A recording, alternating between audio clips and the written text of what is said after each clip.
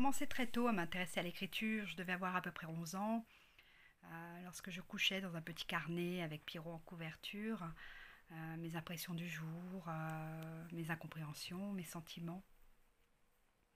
Et c'est bien plus tard, après la découverte d'auteurs du 19e siècle comme Balzac, Flaubert, que j'ai eu envie d'écrire mon premier roman. Moi j'aime beaucoup le roman, j'aime beaucoup les descriptions à la Balzac, j'aime beaucoup les personnages pas simples, un peu compliqués, tortueux. Et mon roman donc qui se situe sur une période de 30 années, à notre époque contemporaine, met en vie en fait un homme qui n'a pas fait le deuil de son amour d'il y a 20 ans et qui, pour la retrouver, n'étant même pas sûre qu'elle soit toujours vivante, décide, donc quitte famille et va voyager très loin pour essayer de la retrouver et résoudre le mystère qui l'entoure. Nous avons là donc deux destins qui se croisent et qui cherchent à comprendre les secrets ou le sens d'une vie qui les dépasse.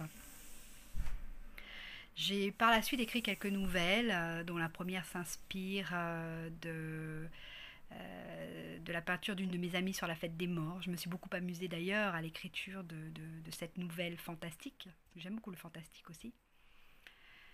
Et j'en ai par la suite écrit d'autres aussi, quelques-unes issues de rencontres que j'ai pu avoir.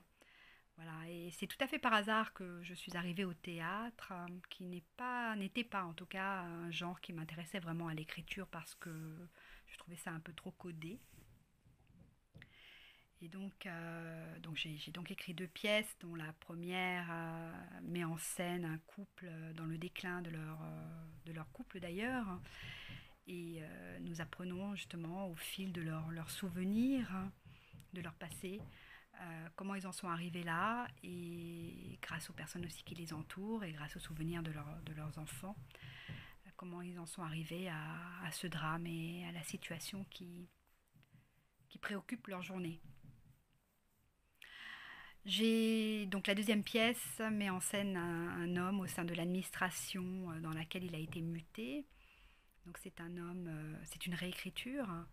C'est un homme donc mégalomane, arrogant, imbu de sa personne, qui a une opinion démesurée de son rôle au sein de l'entreprise et qui, pour surmonter la phobie sociale qui le dérange, va mettre en place un rituel qui met très mal à l'aise l'ensemble de ses collègues et jusqu'au conflit. Voilà.